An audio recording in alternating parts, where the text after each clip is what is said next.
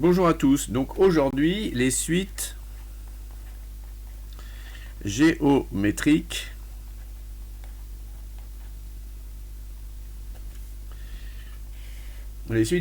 Alors, une suite géométrique sous sa forme récurrente va être écrit U indice n plus 1 est égal à UN fois une raison qu'on va noter Q et un premier terme U0 égale A.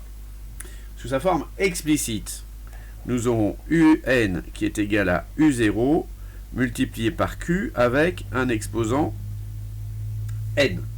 Dans le cas où vous avez un premier terme qui est U0. Si jamais votre premier terme n'est pas U0, vous avez un U indice P, vous aurez à ce moment-là Q avec la puissance, donc N moins P. Voilà. Bien, ensuite, la somme des termes consécutifs dans une suite géométrique. Donc sigma de I égale 0 à N des U indice I. Ça va me donner, donc, premier terme U0 multiplié par 1 moins Q à la puissance, le nombre de termes ici de 0 à N, il y en a N plus 1, le tout divisé par 1 moins Q. D'accord? C'est-à-dire que ça va nous faire, si je développe le numérateur, U0 moins U0 fois Q à la puissance N plus 1, si j'applique la formule qui est là, c'est UN plus 1 sur 1 moins Q. Et notre somme, elle s'arrêtait à UN.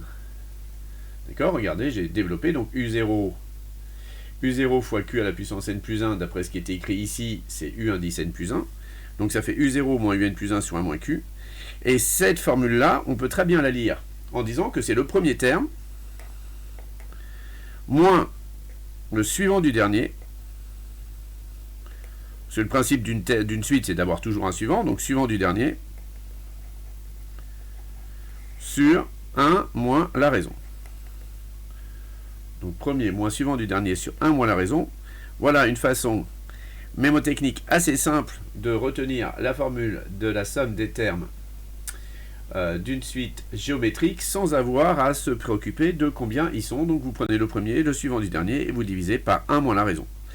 Ensuite, une suite géométrique va avoir comme limite 0 si et seulement si sa raison est comprise entre moins 1 et 1.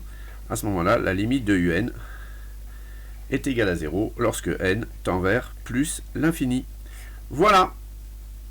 À bientôt.